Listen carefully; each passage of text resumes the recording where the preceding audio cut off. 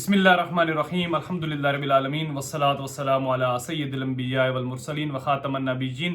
اما بعد فاعوذ باللہ من الشیطان الرجیم بسم اللہ الرحمن الرحیم رب اشرح لی صدری ویسر لی امری واحلل عقدۃ من لسانی یفقهوا قولی اللہم صل علی محمد النبی الامی وعلی آل محمد صلی اللہ علیہ وآلہ وسلم۔ ناظرین محترم، کوئی بھی ایسا کام نہیں ہے یا کوئی بھی ایسی مشکل نہیں ہے جو انسان پر پڑے اور اس کا حل اللہ نے نہ بتایا ہو یا اللہ کے حبیب صلی اللہ علیہ وسلم نے نہ بتایا ہو۔ اسی میں ایک مشکل پیش آتی ہے، ہم میں سے کوئی مسئلہ درپیش ہمیں آتا ہے یا ہمیں قید و بند کی کچھ صعوبتیں برداشت کرنا پڑتی ہیں یا کسی بھی قسم کی مشکل ہمارے اوپر آن پڑتی ہے، تو اس کا بھی حل ہمیں قرآن مجید میں اور حضور صلی اللہ علیہ وسلم کی احادیث کی روشنی میں، حضور صلی اللہ علیہ وسلم کی سنت اور ان کی زندگی میں ہمیں وہ چیزیں ملتی ہیں۔ اسی طرح ایک وظیفہ آج آپ کی خدمت میں لے کر حاضر ہوں، اور اگر آپ میں سے کوئی بھی بندہ پریشان ہو، کسی بھی قسم کی پریشانی اس کو ہو، کوئی قید والا معاملہ ہو، کوئی اور کسی قسم کا کوئی مسئلہ پیش ہو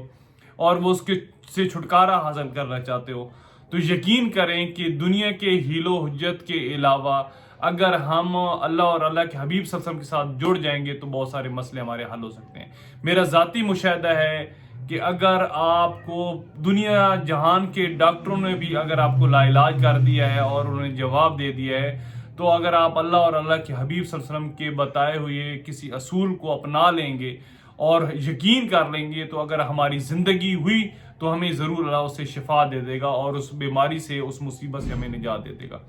اسی لیے آج وظیفہ ان لوگوں کے لیے ہے کہ اگر ان کو کسی قسم کی پریشانی ہے یا قید میں مبتلا ہیں، تو حضرت سعد بن وقاص رضی اللہ تعالیٰ عنہ ارشاد فرماتے ہیں کہ حضور صلی اللہ علیہ وسلم نے ارشاد فرمایا کہ جب حضرت یونس علیہ السلام کو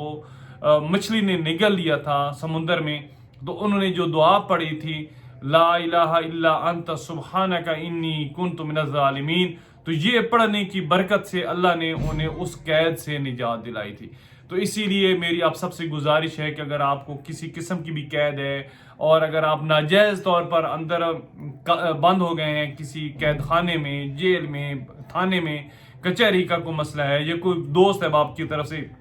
کوئی پریشانی ہے، کسی مسئلے میں آپ پھنس گئے ہیں، لین دین کے تنازع میں پھنس گئے ہیں یا آپ کو پھنسا دیا گیا ہے اور آپ سمجھتے ہیں کہ آپ اس میں بے گناہ طور پر آپ کو پھنسایا جا رہا ہے، یا اگر آپ نے خدا نخواستہ کوئی گناہ تو کر لیا ہے لیکن آپ نے صحیح معنوں میں توبہ استغفار کر لی ہے اور آپ اس سے چھٹکارا حاصل کرنا چاہتے ہیں، تو یہ وظیفہ یعنی کہ قرآن مجید کی آیت جو ہے لا الہ الا انت سبحانک انی کنت من الظالمین، یہ آپ نماز فجر کے بعد اور نماز عصر کے بعد اگر آپ 21 مرتبہ پڑھ لیں اول آخر درود شریف کے ساتھ، تو یقین کریں کہ اللہ تعالیٰ آپ کو ضرور اس پریشانی سے نجات عطا فرمائے گا۔ آپ 21 دفعہ بھی پڑھ سکتے ہیں اور اس سے زائد جتنا بھی پڑھ سکتے ہیں آپ پڑھ لیں، اور اگر آپ کے پاس ٹائم کی قلت ہے تو 7 مرتبہ بھی پڑھ سکتے ہیں، لیکن اگر 21 مرتبہ پڑھ لیں گے تو وہ ایک بہتر عمل ہو جائے گا کہ صبح 21 دفعہ اور شام کو 21 دفعہ آپ لا الہ الا انت سبحانک انی کنت من الظالمین آپ پڑھیں، تو اللہ تعالیٰ آپ کو ضرور پریشانیوں سے، مصیبتوں سے، آپ کو قید و بند کی صعوبتوں سے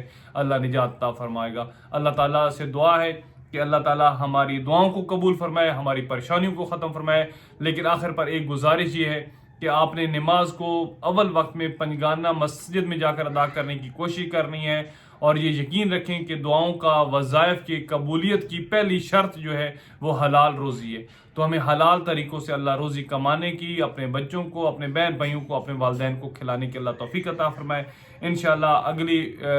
لیکچر کے ساتھ پھر آپ کی خدمت میں حاضر ہوں گے، تب تک کے لیے اجازت، اللہ حافظ، وآخر دعوانا ان الحمدللہ رب العالمین۔